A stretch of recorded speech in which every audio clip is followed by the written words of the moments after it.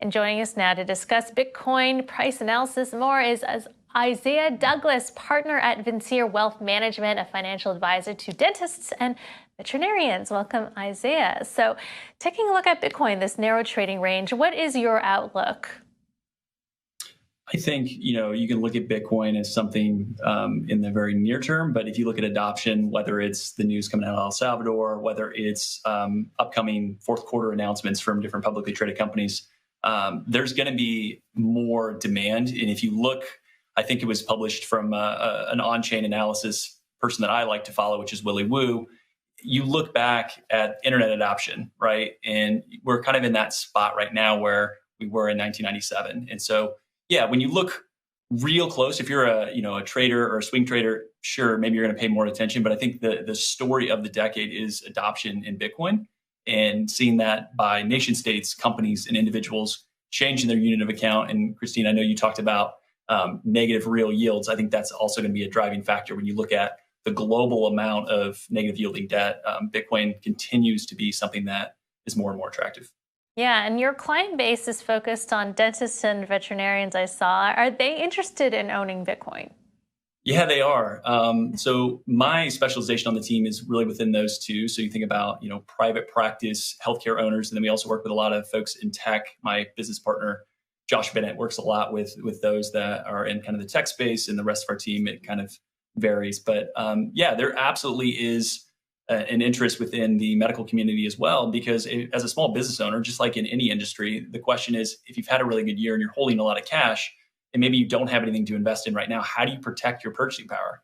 These are conversations we have all the time. How can you ensure that the dollars that you earn today, that you're storing those in something that's going to allow you to buy something in the future when you want to reinvest, maybe build a new office or new equipment or hire? So what are you telling your clients? Are you telling them, well, right now is a good buying opportunity for Bitcoin, or are you looking to buy other coins? So yeah, my thoughts is, Bitcoin to me is the one that makes the most sense for the vast majority of people. I'm not going to say that everything else, from an altcoin perspective is not worthwhile, but definitely Bitcoin is one that we like and recommend and chat with people on.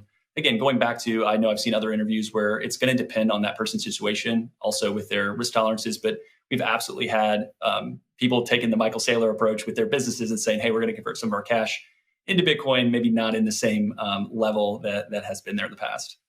So I know there are many different risk tolerances and profiles, but perhaps you can give an example of what, one profile, given that you deal a lot with people in the healthcare industry, and what kind of allocation you're recommending. Sure. So I recently kind of published a piece for other advisors, actually through CoinDesk, kind of talking through the different allocation perspectives. And so for us, kind of that, starting tier, call it the Mark Yusko get off of 0. So 1%, hey, just take a 1% position. For maybe the more traditional baby boomer getting closer to retirement, I think a 5% position.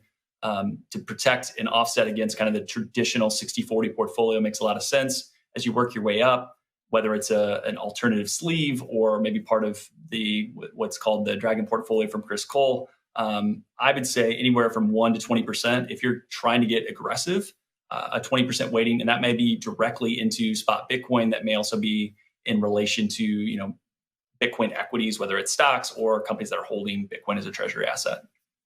Yes, you wrote an article for CoinDesk, and I just had a glance at it. You also mentioned that Bitcoin is default insurance for fixed income investors. Explain a bit what you mean by that concept.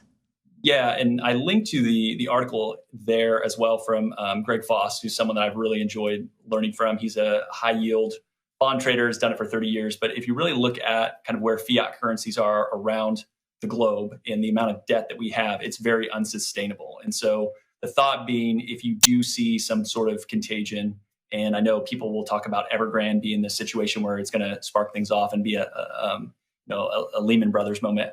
Don't necessarily agree with that, but from the standpoint of there is a lot of risk in fixed income. So if you rewind the clock and look back at the last time we've had periods where maybe there's rising inflation and we're in an experience, so call it like World War II, you maybe are getting your money back when you own U.S. Treasuries, but your purchasing power is going to be 60 cents on the dollar.